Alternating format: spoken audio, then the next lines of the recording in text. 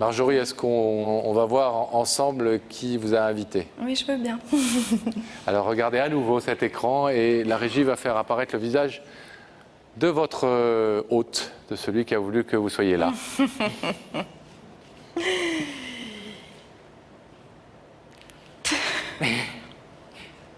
Bonsoir mon amour.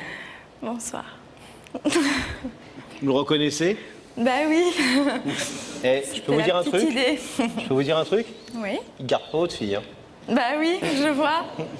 Donc, mes soupçons étaient Étonné? justifiés. Non, pas du tout. Pas étonné? Non. Qui vous emmène à la télé? Bah, c'est tout à fait son genre, en fait. Il Ah en bon est bien capable. Vous nous avez caché La des preuve. choses, vous?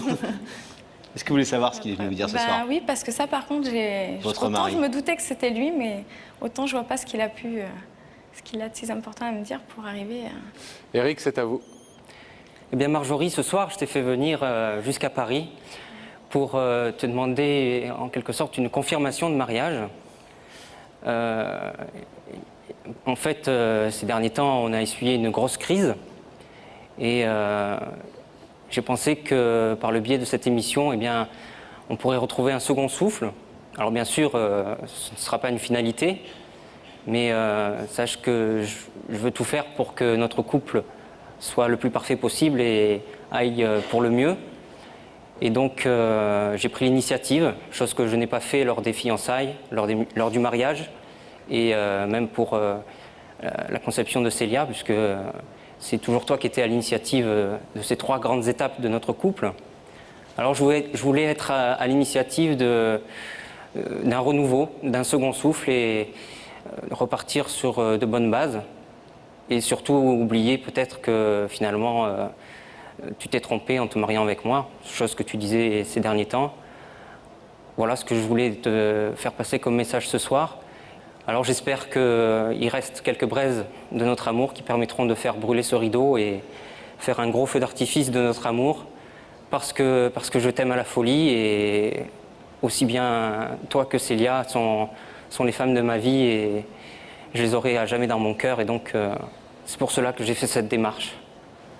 J'espère que tu y seras sensible. Voilà Marjorie, je t'aime à la folie. Et je te prie de bien vouloir...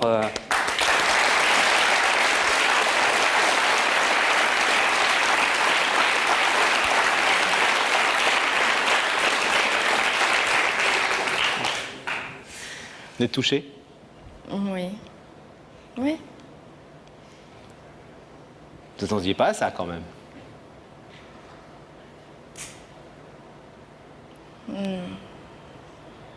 Pas dit de cette façon, mais pas dans ces termes-là, hein, mais un petit peu.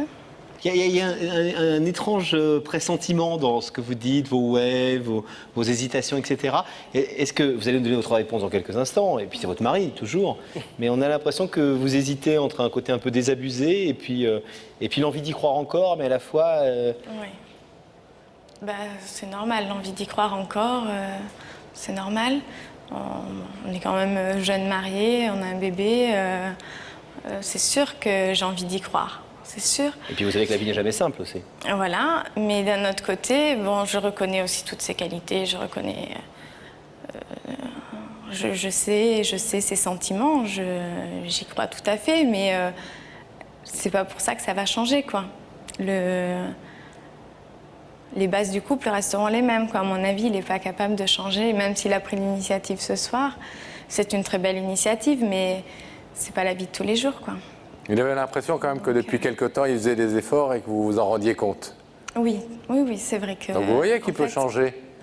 Oui, mais est-ce que ça va durer éternellement? On ne peut pas toute sa vie faire des efforts. Puis moi, je ne veux pas qu'il fasse des efforts toute sa vie. Je veux qu'il soit naturel. Je ne veux pas qu'il se force à être de telle ou telle manière. Je veux qu'il vive heureux. Sinon, on ne peut pas vivre en se forçant tout le temps à être d'une certaine manière, quoi. Non, mais vous savez aussi que la vie d'un couple, c'est fait aussi de moments où ça va très bien, de moments où ça va moins bien et où il faut que l'un alerte l'autre. Que l'un alerte l'autre et que l'autre fasse des efforts parce que ça ne va pas forcément bien tout le temps naturellement. Oui, et puis que l'arrivée d'un bébé, ça bouleverse aussi des choses et qu'il faut le temps de redresser la barre. Tout à fait, oui. Bah, c'est pour ça que j'ai quand même envie d'y croire. Hein. Parce que oui, j'en suis consciente de ça. Marjorie, je vais vous demander, s'il vous plaît, de vous lever, de vous placer face à ce rideau. Marjorie, Eric est venu ce soir pour vous demander une confirmation de mariage. Il demande en même temps pardon pour effectivement les erreurs qu'il a pu commettre ou les manquements dont il s'est rendu un peu coupable. Il se dit aussi certain et convaincu de pouvoir faire des efforts et de pouvoir s'améliorer un petit peu dans le quotidien. Vous savez que vous pouvez tranquillement laisser ce rideau fermé pour ce soir et repartir retrouver Célia ou l'ouvrir. Qu'est-ce que vous décidez? Je l'ouvre. Vous l'ouvrez? Bien sûr. Oui.